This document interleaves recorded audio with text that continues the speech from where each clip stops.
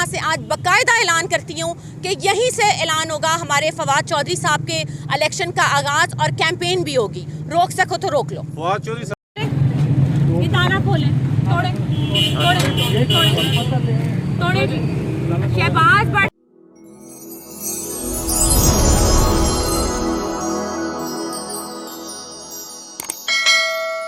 Mrs Hiba Fawad Chaudhary जो हैं वो आज प्रेस कॉन्फ्रेंस करने के लिए जेलम प्रेस क्लब में आई। वहाँ पे बड़ा दिलचस्प वाक़या हुआ है। प्रेस क्लब को ताले लगा दिए गए हैं। ये देखिए, ये अब वो ताले खुलवाने की कोशिश कर रही हैं लेकिन खुल नहीं सके। उसके बाद उनकी मीडिया टॉक है, वो आपको सुनवाते हैं।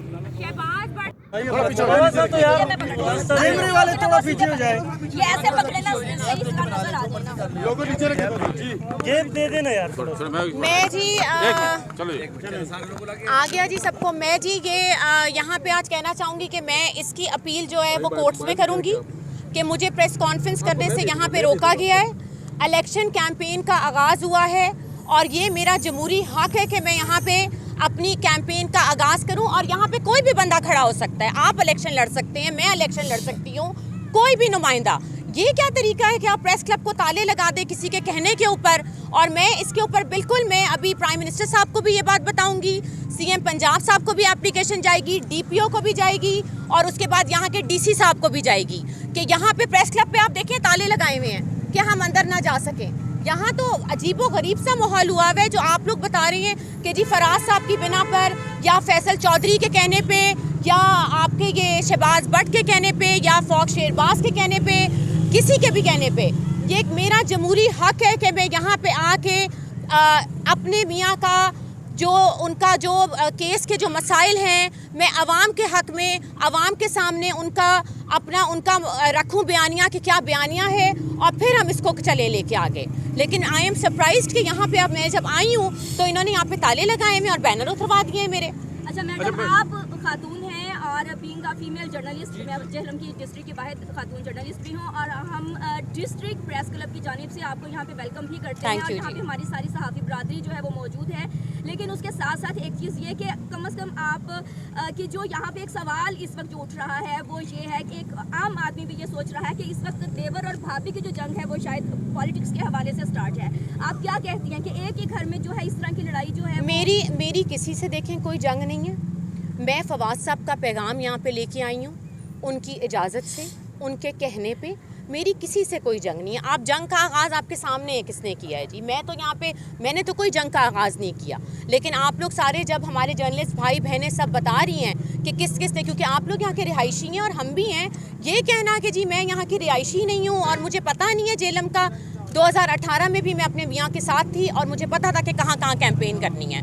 और अब मेरी ये सारे ख्योड़ा और प्रेस क्लब पीडी खान वालों को भी वार्निंग है कि अगर आप लोगों ने प्रेस क्लब बंद किया और अगर आप लोगों ने मेरा जमहूरी हक मारने की कोशिश की तो फिर आप देखेगा कि अदालती कार्रवाई आपके साथ क्या होती है। मैडम, फवाद चौधरी साहब किस जमात से इलेक्शन लड़ेंगे? जो देखें, अभी तो आप ये देखें, हम जो अभी आए हैं यहाँ पे हमने यही ऐलान करना था कि अभी वहाँ मैं एज आज़ाद हैसियत उनके साथ इलेक्शन यहाँ पे लड़ने आई हूँ और वो देखें अभी डिसाइड करेंगे कि हमारे पेपर्स इंशाल्लाह नॉमिनेशन पेपर जमा होंगे। और मैं यही चाहूँगी कि मैं जिस दिन आऊँ नॉमिनेशन पेपर जमा कराने, आप लोग सब मेरा साथ देंगे वहाँ पे आके। देखें, आप लोगों का सबका रिस्पॉन्सिबिलिटी है कि हक और सच और हकाइक का साथ दें।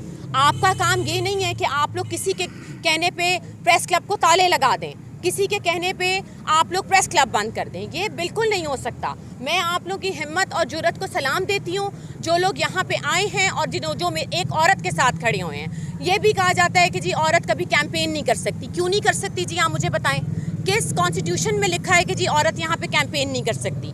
मेरे खिलाफ वीलॉग हुआ कि जी औरत आ रही हैं, कैंपेन नहीं हो सकती। आज आ गई औरत, यहाँ पे हिस्ट्री टूट गई है। मैं यहाँ खड़ी हूँ और मैं यहाँ से आज बाकायदा ऐलान करती हूँ कि यहीं से ऐलान होगा हमारे फवाद चौधरी साहब के इलेक्शन का आगाज़ और कैंपेन भी होगी। रोक सको तो रोक लो। फवाद चौधरी साहब जेल में है, अगर ये भी हो सकता है कि वो नाअहल हो जाएं तो कवरिंग कैंडिडेट के तौर पे आप कागजात जमा कराएंगी या उनके गुबाई जमा कराएंगी? ये अवाम फैसला करेगी कौन कराएगी। ये हमारे जेलम की अवाम फैसला करेगी कि वो किसको सपोर्ट करती है।